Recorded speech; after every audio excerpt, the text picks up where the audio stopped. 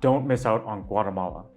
I never planned on coming to this town, let alone this country, and now it turned out to be one of the best towns I'll ever visit. Welcome to San Pedro. This is a story of how I stumbled upon this beautiful city, why I fell in love with it, and why you need to travel here. It's not only the city of San Pedro that makes it magical, but also that diverse culture that surrounds Lake Atitlan, the friendly locals that you'll meet, the festivals that they hold, the unique food that you'll eat, the breathtaking scenery all around the lake, and most importantly, meeting the most unique, fun, outgoing, and lovable travelers that come here. But first, I have to explain why I almost missed out on Guatemala. It was never one of the countries I wanted to go to on the list that I was going to do, until my friend actually mentioned Guatemala is a must. He said it's one of his most favorite countries he's ever been to. So he planted the seed for me to do a bit more research about Guatemala. Soon afterwards, I have a separate friend. She actually wanted to come to San Pedro to learn Spanish. She had a certain interest in it. And that intrigued me. It makes sense to study Spanish at the beginning of my trip so that I'd have it for the rest of Latin America. It just made sense to come to San Pedro and learn Spanish. But what I didn't realize was how San Pedro reignited my love for travel itself. The main thing to do in San Pedro is to take Spanish classes, and the accommodations are usually with a host family. I've talked to other students, and it seems like every single host family is really nice, welcoming, and they also prepare 3 meals a day, 6 days a week. You get to eat the local food and immerse yourself in the culture. Now, every family speaks clear Spanish and will help you learn as much as you can by correcting yours, usually a conversation over dinner. And the teachers are doing an amazing job trying to gauge your either non-existent or existing Spanish and teach you according to your level. And with the host family, they tell you all the local spots that you can't find online, small hidden gems that you would usually miss out on. My host family, Caesar, actually recommended a beautiful hike from San Cruz to San Marco, something I would have never done without his recommendation. Now, when I arrived in San Pedro, it seemed like my timing was perfect. On June 29th, it's the anniversary of San Pedro, and it was a great way to celebrate me completing my challenge of uploading 30 videos in 30 days. It was 3 full days of concerts, drinking, eating, dancing, carnivals. I truly felt alive celebrating with the locals and travelers alike. However, I did have to sacrifice my sleep schedule. Even without the anniversary of San Pedro, there are several cities around Lake Atitlan, each one with a different vibe. My roommate put it quite nicely. San Pedro was known as the tourist city, offering all the Spanish lessons. San Juan had a beautiful view of Lake Atitlan. San Marco was mainly known as the hippie town with meditation, yoga, and a beautiful nature reserve. San Cruz is not one that people usually go to, but because of my host family, Caesar, he actually recommended a beautiful hike that took us from San Cruz all the way to San Marco. It was really off the beaten path, but a beautiful hike and experience.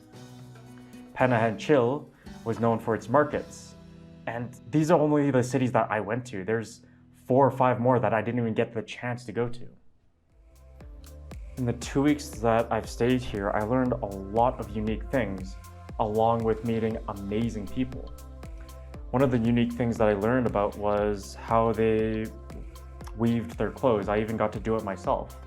I learned the significance that each woman had a certain belt that they would wear, and it would actually signify which city they're coming from. And these clothings are super expensive and take forever to make, but they last for decades on end. I learned how to salsa and meet the locals as to how they do it. I also happened to teach other people how to jive.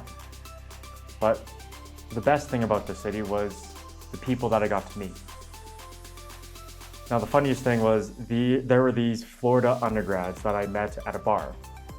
We all exchanged our contacts, and I never actually contacted any of them. But for the following 5 days, we kept bumping into each other. They were on a tour and I just happened to be in that city. They were at a bar and I happened to be there. We wouldn't even pass each other on the streets on their last day. Without fail, I would always run into them, and it started to become a good laugh or meme that we would always happen to be in the same spot. My roommates, it seems like once one leaves, another person comes immediately. And everyone has such a fun time going out to drink or just doing the activities after class. And one of the more unique people that I met was actually on a really rainy night. No one was out doing anything. There's no parties, there's no bars open, and all the festivals were pretty much closed due to the rain. And I was completely soaked, down to my underwear. And someone just waved me into his coffee shop, say, "Hey, you're getting soaked, just dry off here, man." And for the following 2 hours, we had a beautiful conversation. We shared our ideologies, he shared his passions along with mine, the hardship that he's gone through along with mine as well. And he ended up being the manager of that coffee shop. And I loved that conversation I had with him. Now, this place allowed me to focus in on learning in Spanish, while also giving me an immersive experience that I couldn't get enough of. I've eaten so well here compared to other places, learned the most while talking to both locals and travelers. If you want a calm, relaxing day, there are hundreds of beautiful spots to relax, and dozens of coffee shops to just work at. But it also has the flip side of you can find some place to have a party, there's beautiful concerts and the loudest concerts I've ever been to. You also have that 12-meter high platform that I jumped off of. A month ago, I didn't even know how to swim. I haven't seen a lot of countries yet, and I've only just begun my travels. And without a doubt, San Pedro will be one of my most favorite places in the world. I highly recommend anyone traveling in Central America to come to Guatemala, specifically San Pedro.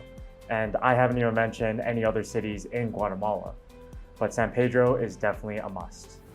I truly am going to miss San Pedro, as my host family have been nothing but kind and helpful. The teachers have been great teaching me Spanish. The locals that I've met are so rich in history and culture that they love sharing it. And the travelers alike all have very similar experiences, and I love sharing the adventures that you can find literally anywhere around the lake, and it's beautiful scenery as well. On my travels, I knew the importance of falling in love with both the destination and the journey. I'm already in love with who I want to become at the end of this trip. But in order to do that, I have to learn to love the journey. And I'll admit, the past month or so has definitely been very hard to love the process. But San Pedro really helped me with that, and learning to love the journey. It's reignited my love for travel. Thanks to San Pedro. Helped me realize that if you don't fall in love with the journey, you'll never make it to your destination.